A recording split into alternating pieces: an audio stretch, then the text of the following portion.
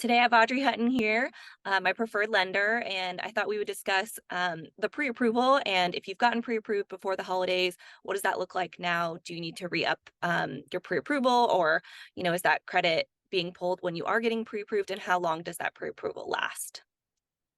Yeah, everybody listening, if you're like most people, you might have overspent over the holiday. So, your cash situation might have changed a little bit. You might have opened a credit card to get like a really low intro rate so you can buy presents for the family, that kind of stuff. So, every lender is a little bit different how they do their pre-approvals. Most lenders will have an expiration date. Some of them are pretty often, even every 30 days.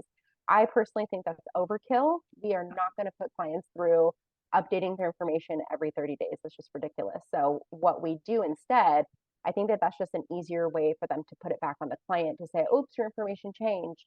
We're the opposite. We're really in communication with the buyers. So, with every offer they're making, or any conversation that they have as they're preparing to buy, even if it's 6 months from now, we're having that conversation, so we don't have to re-pull your credit. Even if it's technically expired, if you haven't changed anything on your credit, or if you know that you did, that's when we'll update it because we want to make sure we're working with accurate numbers. So I would say, the most common thing is we'll just have a quick conversation and say Happy New Year and just see if your income has changed. Some people have gotten raises. Some people have had their hours cut. Just depends on what industry you're in. So we want to make sure that we're working with current information. So if something did change with that, we'll probably ask for a pay stub.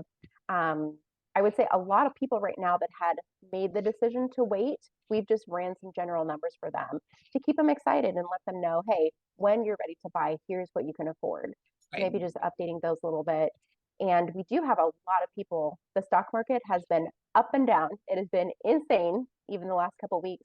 So with those situations, we are updating programs. So that is a constant conversation that, a couple of weeks ago, the stock market was up huge, like 15%. And so people were able to potentially sell stocks for 20% down payment.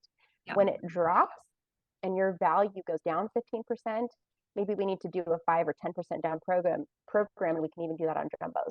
So just we just stay in communication and constantly update depending on what the market is and what they're needing for every offer. Awesome. So if they are updating their pre-approval, then is that something that's going to affect their credit? I know I get that a lot of times buyers are always like, Mm-hmm. we don't want to do an update because of our credit. So how does that work with you? Yeah. Yeah, so most lenders, it is going to impact you because typically anytime that your credit's pulled, whether it be from a credit card company, an auto dealer, or a broker, that's going to drop your score sometimes 15 to 20 points.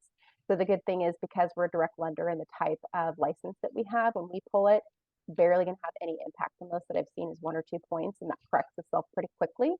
because it is technically a hard pull. You want that for your protection because it shows you who is actually looking at your credit, but it's not going to impact your scores. Okay, awesome. That's great. Yeah, Thank you. awesome. My pleasure.